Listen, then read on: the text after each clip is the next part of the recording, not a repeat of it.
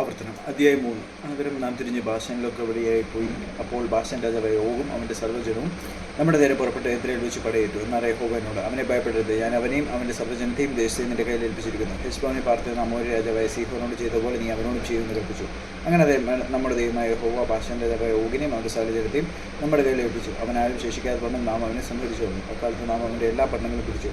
നാം അവരുടെ പക്കൽ നിന്ന് പിടിക്കാത്ത ഒരു പട്ടണവും ഉണ്ടായിരുന്നില്ല. ബാശാന്റെ ഓഗിൻ്റെ രാജ്യമായ 60 പട്ടണങ്ങളുള്ള അർഗോപദേശമൊക്കെയും നാട്ടുപുറങ്ങളിലെ അനവധി ഊരുക്കളും പിടിച്ചു. ആ പട്ടണങ്ങളെല്ലാം ഉയർന്ന മതിലുകളും വാതിലുകളും ഓടാമലുകളും നിന്നും ഉറപ്പിച്ചിരുന്നു. ഹെശ്ബോൻ രാജാവായ സീഹോനോട് ചെയ്തതുപോലെ നാം അവയെ നിർമ്മൂലമാക്കി. പട്ടണത്തോറും പുരുഷന്മാരെ, സ്ത്രീകളെ, കുഞ്ഞുങ്ങളെ നിർമ്മൂലമാക്കി. എന്നാൽ നാൽക്കാലികളെ ഒക്കെയും പട്ടണങ്ങളിലെ അപഹൃതവും നാം കൊള്ളയിട്ടെടുത്തു. ഇങ്ങനെ അക്കാലത്ത് അമോര്യരുടെ 2 രാജാക്കന്മാരെയും കയ്യിൽ നിന്ന് യോർദാൻ അക്കരെ അർണോൻ താഴ്വര തുടങ്ങി ഹെർമോൻ പർവ്വതം വരെയുള്ള ദേശവും, സീദോന്യർ ഹെർമോന് സീറിയോൻ എന്നും അമോര്യോ അതിന് സെനീർ എന്നും പേർ പറയുന്നു. സമഭൂമിയിലെ എല്ലാ പട്ടണങ്ങളും ഗിലെയാദ് മുഴുവനും ബാശാനിലെ ഓഗിൻ്റെ രാജ്യത്തിൽപ്പെട്ട സൽക്ക, എദ്രി എന്നീ പട്ടണങ്ങൾ വരെയുള്ള ബാശാൻ മുഴുവനും നാം പിടിച്ചു. ബാശാൻ രാജാവായ ഓഗ് മാത്രമേ മല്ലന്മാരി ശേഷിച്ചിരുന്നുള്ളൂ. ഇരുമ്പ് കൊണ്ടുള്ള അവൻ്റെ മഞ്ചം അമ്മോന്യ നഗരമായ രബേലുണ്ടല്ലോ, അതിന് പുരുഷൻ്റെ കൈക്ക് 9 മുഴം നീളവും 4 മുഴം വീതിയുമുണ്ട്. ഈ ദേശം നാം അക്കാലത്ത് കൈവശമാക്കി. അർണോൻ താഴ്വര അരികെയുള്ള അരോവേർ മുതൽ ഗിലെയാദ് വനനാടിൻ്റെ പാതിയും അവിടെയുള്ള പട്ടണങ്ങളും ഞാൻ രൂപേനെടുക്കും ഗാദർക്കും കൊടുത്തു. ശേഷം ഗിലെയാദും ഓഗിൻ്റെ രാജ്യമായ ബാശാൻ മുഴുവനും അർഗോപദേശം മുഴുവനും ഞാൻ മനുഷ്യരുടെ പാതിഗോത്രത്തിന് കൊടുത്തു. ബാശാൻ മുഴുവനും മല്ലന്മാരുടെ ദേശമെന്ന് പേർ പറയുന്നു.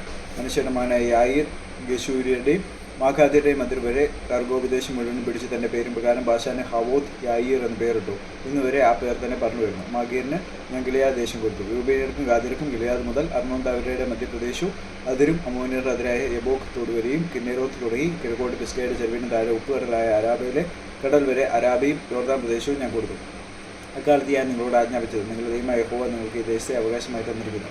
നിങ്ങൾ യുദ്ധപ്രാപ്തന്മാരായ എല്ലാവരും ഇസ്രായേലിയരായ നിങ്ങളുടെ സഹോദരന്മാർക്ക് മുമ്പായി യുദ്ധസന്നദ്ധരായി കടന്നു പോകണം. നിങ്ങളുടെ ഭാര്യമാരും മക്കളും നിങ്ങളുടെ ആടുമാടുകളും ഞാൻ നിങ്ങൾക്ക് തന്നിട്ടുള്ള പട്ടണങ്ങളിൽ പാർക്കട്ടെ. ആടുമാടുകൾ നിങ്ങൾക്ക് വളരെ ഉണ്ട് എന്ന് എനിക്കറിയാം.